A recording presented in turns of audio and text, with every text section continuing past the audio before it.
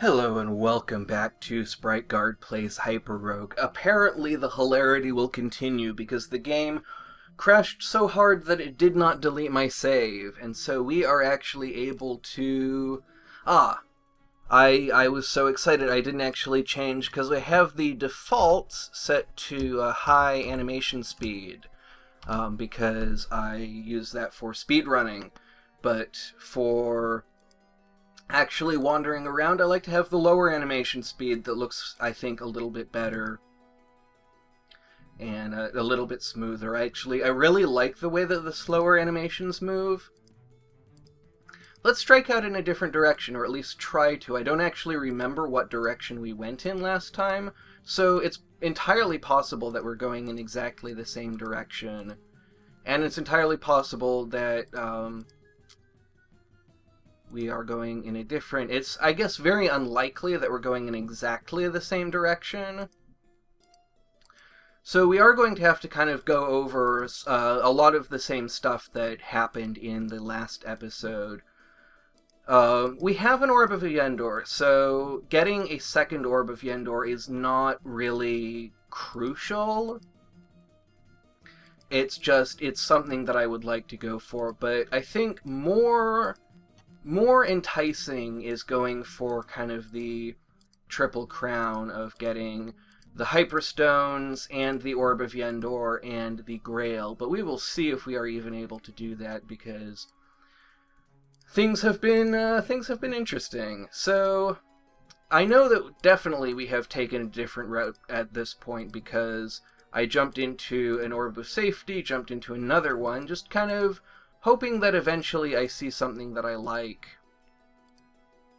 And I am willing to be a bit of a nomad until then. Though we have actually kind of more stuff coming from more directions than I am really inclined to feel comfortable with. So I want to focus on finding that path out that you almost always have in the Land of Eternal Motion. There's almost always kind of a best path away from wherever you are right now. And there are usually many good paths away, but sometimes when things get a little bit tight, it can kind of come down to picking the direction that makes the other running dogs all go the furthest possible distance. Because really, a lot of managing the running dogs is just making them run as far as possible in order to catch you. And that's why, ultimately, it's very difficult for them to catch you, is because running in a path that is parallel to a path is actually much longer than well, it's not much longer, but it is longer than the straight line path, because parallel lines diverge, and we are just not seeing a crossroads that we can get into being presented to us at any point, that's one of the really frustrating things that I think I actually mentioned in the last episode, and it looks like what we're being presented with now is a Crossroads 2, which is pretty similar. And I'm wondering if there is some amount of randomization that is seed-based, and that we're going to be, like, to the degree that even though we've gone in different directions and activated different orbs of safety, I wonder if there's a random component that is actually seeded, and we're going to see some of the same stuff. I don't know. I have still not really looked deeply into the inner workings of this game, despite how much I've played it. Now, this is the kind of situation I was actually really worried about. I want to get into the icy land there, through that door, but we're going to have to deal with a rock troll and a pikeman, and both of those can be pretty tricky to deal with, and we have a greater demon coming at us as well.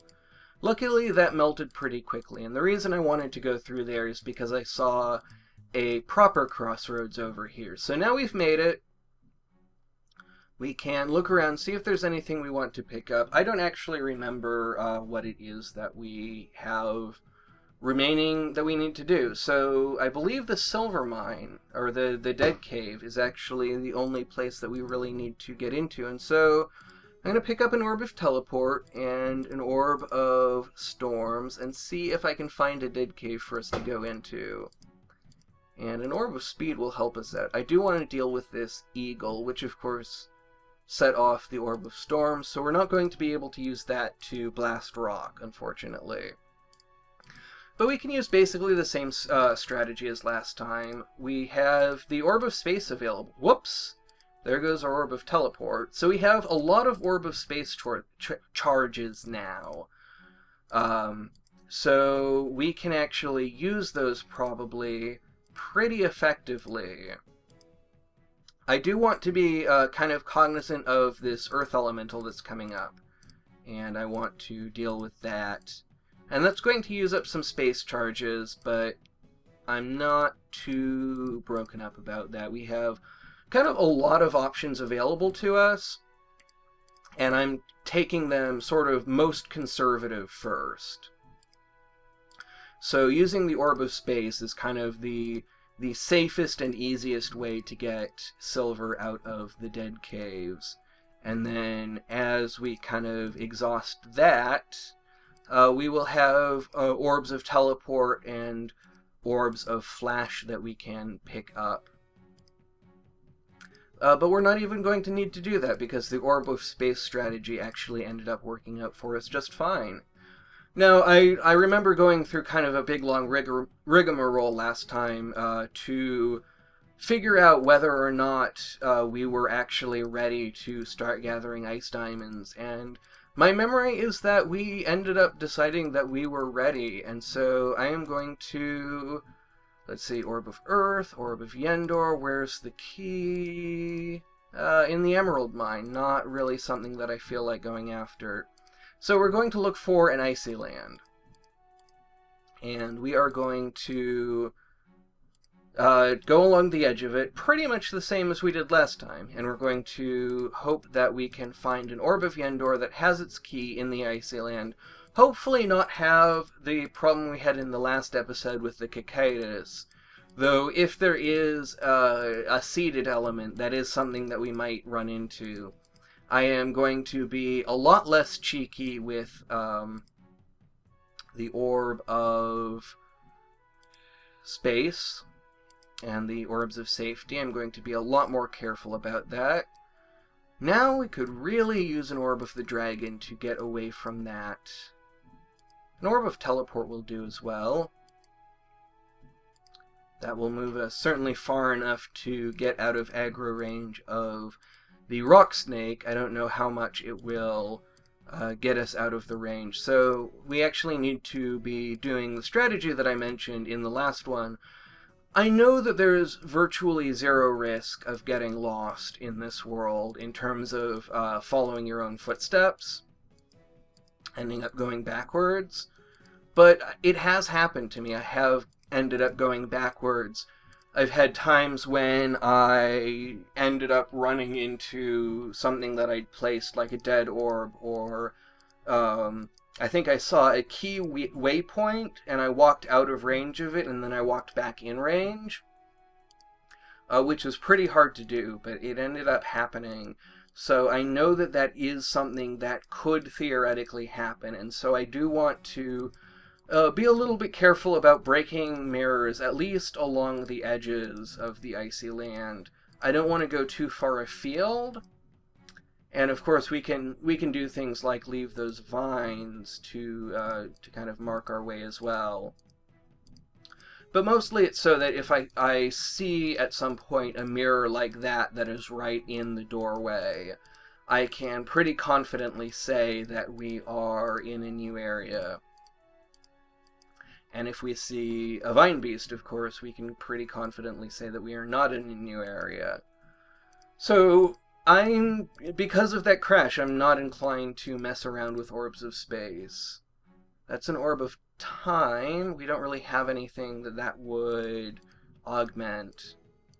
So we need to look for an Orb of Yendor. That's an Orb of Winter. Still having a bit of trouble keeping track of the colors, telling the colors apart. So this is kind of the sort of situation that I worry about, is I don't actually know what direction we were going in before I kind of went over to that Orb of Space and said, oh no, we don't actually want that, or I guess the Orb of Time. But anyway, I will continue to smash mirrors along the way so that...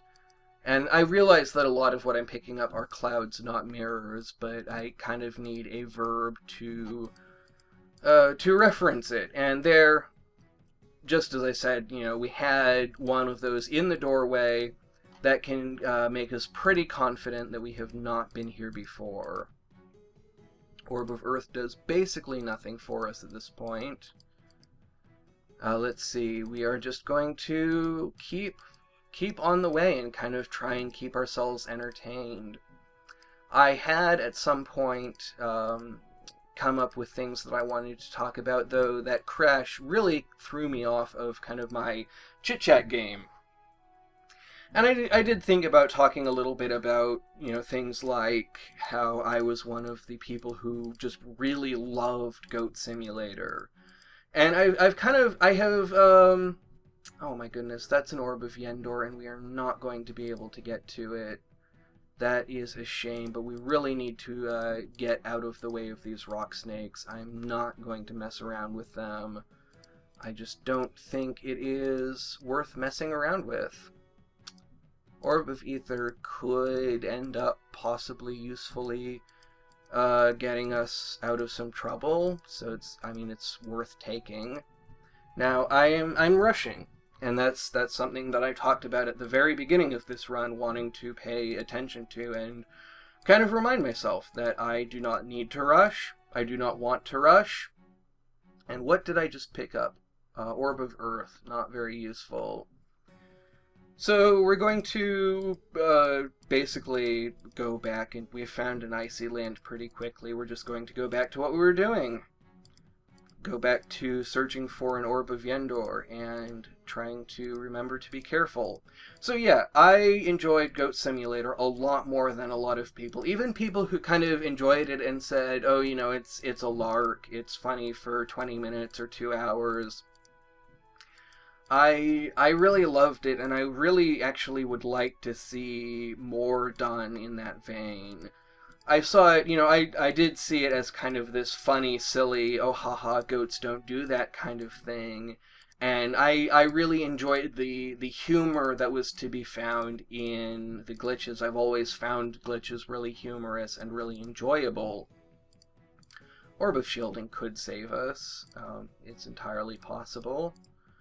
And I really enjoy watching things like Ocarina of Time speedruns, which are really it's people playing the old game Legend of Zelda Ocarina of Time, which was kind of a cultural touchstone of my generation that I completely missed out on. I did not have an N64. I did not play video games at all, or hardly at all, until I was in my 20s. And we've got another darn rock snake. But this, let's see, is this an orb of... that's an orb of thorns, okay.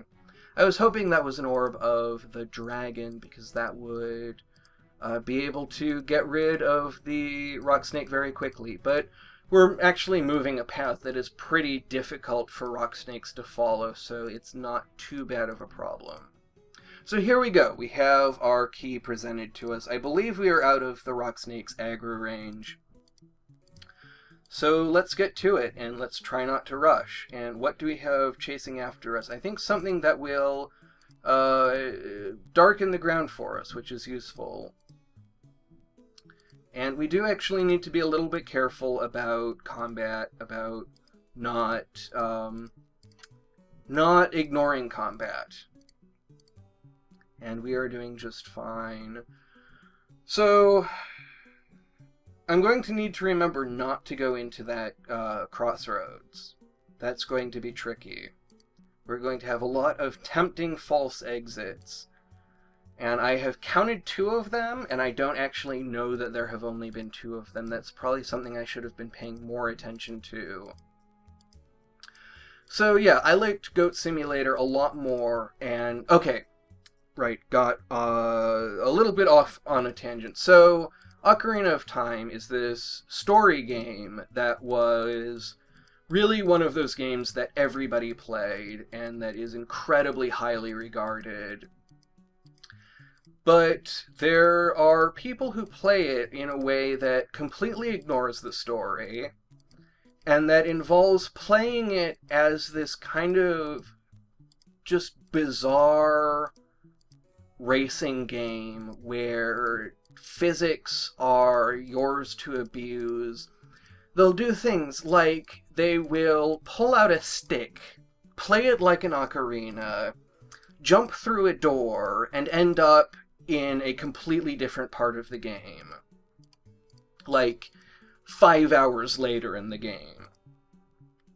And they will do things like they will take a stick and swing it at a rock, and they'll go through the rock and end up in a different part of the game. And the game is just full of glitches like this that allow players to complete the game in, I believe the record, as I'm recording this, is something like 17, 18 minutes. I think 18 minutes, roundabout there. And so they've just managed to find all of these really wonderful glitches that really look interesting. I find them really entertaining to watch. And we are here. We have arrived at the key. I do want to do a bit of melting, because I just don't want to go too far out of my way. So we have to remember that there are 2 crossroads that we need to go back past. Apparently 3. I did not even see that one. And we need to really scan the horizon. I always kind of have to strain and look out the corner of my eye to track the heat signature, but it seems like in some places it's really visible. I think when we go past walls it becomes much more difficult to see, but I'm not entirely sure how that works. And I think that actually I remember hearing that the edges of your vision are actually more able to pick out differences in brightness. And so it may very well be that the thing that makes the difference is looking out the corner of my eye. And then, of course, when it goes up into the text, it becomes problematic. And I forgot that we were also here to get ice diamonds. And that is something that we need to do. And so what may end up happening is we just end up going back in after we collect our Orb of Yendor. And that should not be too problematic, but I will try and pick some up along the way, because that was what we intended. So there's one of our false exits. There's the Land of Power, I remember that. And our trail is actually getting very visible, I think, because we had that gorilla chasing us for this part of it. So we picked up 4 ice diamonds. We have Orb of Shielding, Orb of Speed, looks like Orb of Invisibility, and Orb of Time, which actually will help us out. I found out that the Orb of Time protects the Orb of Shielding as long as you are not under attack. And so we will actually have this shield for a very long time. I was completely wrong about that, apparently. I don't know why I thought that. I so clearly remember seeing that happen, but that is very clearly not what is happening here. It is not actually preserving any of our orbs. Except, I believe it is, the Orb of Time is preserving itself, yes. So, okay, so where are we at? We have 2 Orbs of Yendor, 34 dead orbs, 8 ice diamonds. We only need 2 more, so let's grab them. and then we should start spawning hyperstones in the crossroads, and we still have some invisibility to kind of give us a little bit of protection. And there we go, we are spawning hyperstones. So that is... Okay, so now my orb of shielding is actually being preserved. I'm not sure why it was not. It may be that it's preserved up until the point where you use it. So that's going to be 7, 8, when I head over here, 9, 10. There's 10. And it has been recorded in the Steam leaderboards. It looks like we did not beat our time, which is not all that surprising given everything that has happened. So, how many are we going to gather before we head into Camelot? I'm not really sure. Things are going to get really chaotic, and it may be best to head into Camelot just before we get killed. And we may not even be able to do that. And of course I'm going to continue picking up hyperstones as I debate how many hyperstones to pick up. I got 53 in my last game, and so I would really like to beat that score. But we have ghosts and pikemen, and that is not a good combination. We're actually going to have some trouble here getting these guys lined up properly. And we're not going to be able to get... well, we can actually kill this Flail Guard by killing that pikeman, so we may actually have a chance to make a break for Camelot here. And we're going to have an eagle come up to us, a vine beast. Oh my goodness.